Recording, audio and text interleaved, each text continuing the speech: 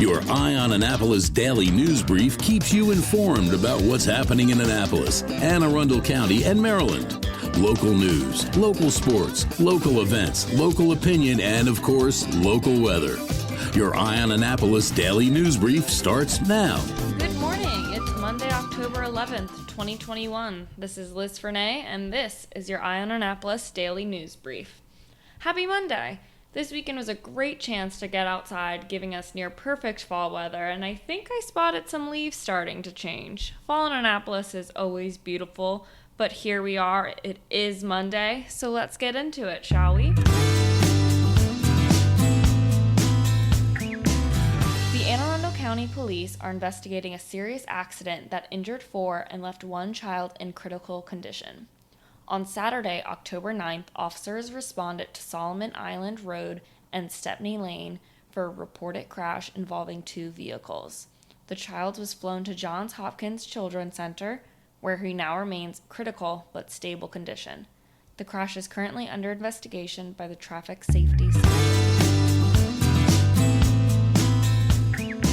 And this is sad.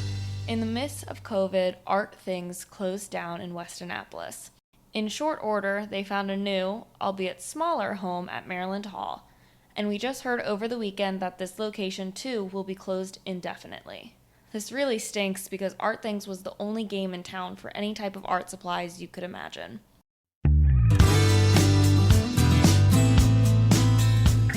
The City of Annapolis is giving away free trees for city residents to plant in their yard to help combat our carbon footprint and, of course, beautify the city. The initiative is called the Community Canopy Program, and it is a partnership between the city and Arbor Day Foundation. Households may request up to 4 trees at www.arborday.org/Annapolis.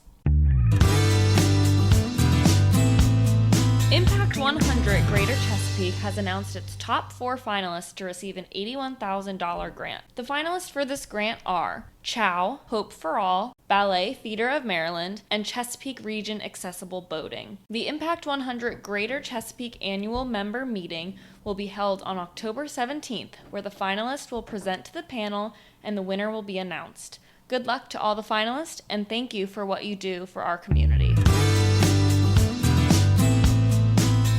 As we start to wrap it up, just a reminder that the Annapolis boat shows are here.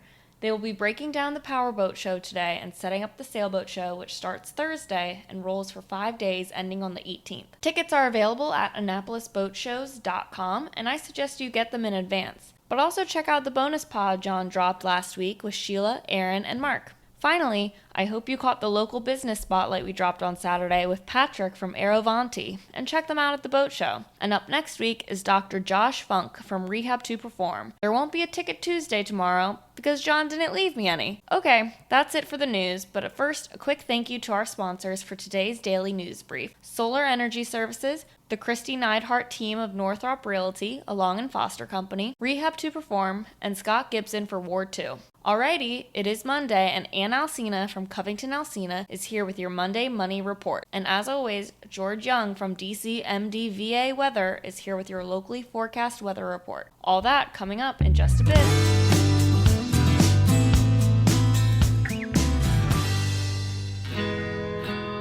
Hi, I'm Scott Gibson, candidate for Annapolis City Council in Ward 2. Did you know that the city has let 1 in 5 police positions go vacant this year? Think about that for a minute. That's 20%. I'm running for city council because I believe a $152 million budget should be enough to make the investments our community needs. We simply cannot continue to go back to the taxpayer time after time after time and ask for more, especially when our tax rates are already 35% higher than Anne Arundel County. If elected, I'll leverage my nearly 2 decades of experience running $100 million organizations to bring focus and efficiency to your city council, something I think has been lacking. To learn more or to contact me, please visit scott-gibson.com. Again, that's scott-gibson.com. Paid for by Friends of Scott Gibson, Sandy Crozier, Treasurer. When you live near Annapolis, you know how fickle the weather can be, so you need a truly local forecast that's accurate and reliable. Forecast right here in Annapolis. DCMDVA weather is not just for today, but for the rest of the week and the weekend too. Now here's George Young of DC MDVA Weather with the weather outlook for today and beyond.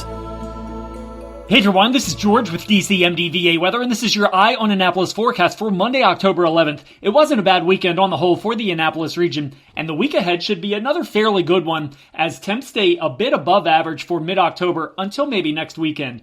Look for a fair amount of clouds to linger today and tomorrow with high temps around 80 degrees as a pesky low-pressure center meanders a bit off the NC coast before heading out to sea, which will ultimately allow a new flow of air into the region that will include plenty of sunshine in the skies above Wednesday through Friday, ahead of some late week or weekend shower chances and cooler temps into the lower 70s as a cold front associated with the storm moving through the Great Lakes region will move through the Mid-Atlantic region from west to east on Saturday and Sunday. Okay, that's it for today. This is George Young of DC MDVA Weather. Make it a great day out there. Stay healthy and be safe, and be sure to follow us on Facebook and Twitter each day, along with our app at DC MDVA Weather from the Apple or Google App Store, so you can always stay weather informed. Another moving moment from Kristi Neidhardt of the Kristi Neidhardt Team from Northrop Realty, a Long and Foster company. One of the most common questions we get, how do I maximize the value of my home before I sell it? It's a great question. We look at improvements like investments. What is the rate of return? For example, if we invest $5,000 in painting kitchen cabinets and installing granite, how much more will our home sell for? The answer? About $25,000 more. That's a 500% return on investment. Because of returns like this, we have started a program called Investing in You. We know cash is often tight when you're making a move, and we are here to help. We will front you up to $15,000 to invest in refreshing your home before you list it, with the agreement to be paid back once your home settles. Call us today so we can help you maximize your home's value. That's another moving moment from Kristi Neidhardt. To get in touch, call 410-599-1370 or visit kn-team.com. That's kn-team.com. You work hard for your money. Is your money working hard for you? Managing and investing, it can be confusing. Ann Alsina, a financial planner from Covington Alsina, has been helping people make sense of it all for over 17 years. Are you ready? Now here's your Monday Money Report. This is Ann Alsina of Covington Alsina with your Monday Money Report. Stocks rebounded last week after a pullback of just over 5% as Congress passed short-term solutions for the debt ceiling and government funding. We're still seeing weakness in labor as September disappointed in the number of new jobs added. The unemployment rate has continued to drop and is now at 4.8%. With all this uncertainty, I am often asked about generating passive income, mostly from people who are interested in rental real estate. Real estate that you own and rent out can provide a revenue stream, but it is rarely completely passive.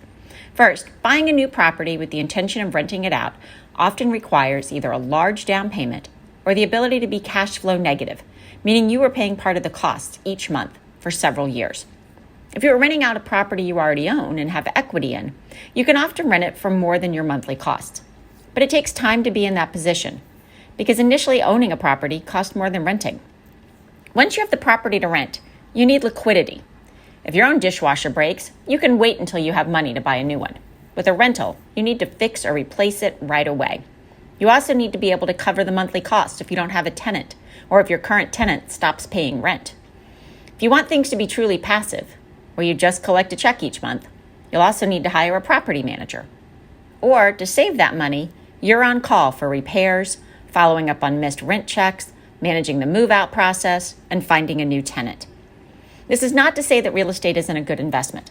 Over the long term, residential real estate grows at about 5% annually. That's in addition to the monthly rental income.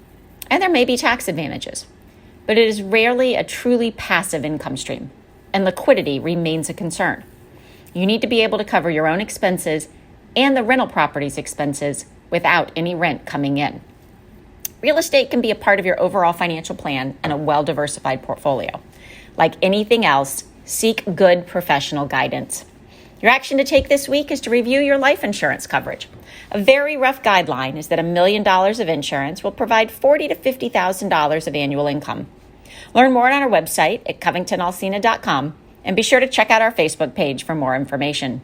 Securities offered through LPL Financial, member FINRA SIPC. Investment advice offered through Great Valley Advisory Group, a registered investment advisor. Covington, Alsina, and Great Valley Advisory Group are separate entities from LPL Financial. All performance references historical, is no guarantee of future results. All indices are unmanaged and may not be invested into directly. The opinions voiced in this show are for general information only and are not intended to provide specific advice or recommendations for any individual. To determine which strategies or investments may be appropriate for you, contact the appropriate qualified professional prior to making a decision. And if you don't have a financial advisor, come talk to us. This is Ann Alsina with Covington Alsina. Hello, energy consumers. This is Rick Peters, president of Solar Energy Services, with your Clean Energy Minute. Does your home experience power outages? Or maybe you're concerned about energy resilience in general? If so, that's another great reason to consider clean, quiet solar-powered energy with battery backup. You may have heard residential solar adoption has rapidly increased during the pandemic for multiple reasons, and many homeowners like yourself are adding battery backup and electric vehicle charging to their solar projects. And with Maryland's residential energy storage income tax credit, along with the federal tax credit for batteries when paired with solar, the economics are quite compelling, and that secure feeling is even better. So whether you're looking for clean energy, energy resilience, or overall peace of mind with solar energy, we can help. To schedule a free solar design, call us today at 410-923-6090 or on the web at solarsaves.net. But hurry, sunshine's a-wasting. Sunshine, sunshine, nothing else can make me feel so fine. You've been listening to the Eye on Annapolis Daily News Brief. Tell your friends and colleagues, this is the podcast where you can keep up on the latest with what's going on in Annapolis and Anne Arundel County. And don't forget about our website, eyeonannapolis.net, where you can find even more information. And make sure you follow us on Facebook at All Annapolis and on Twitter at Eye on Annapolis. This Daily News Brief podcast comes to you every Monday through Friday at 6 a.m.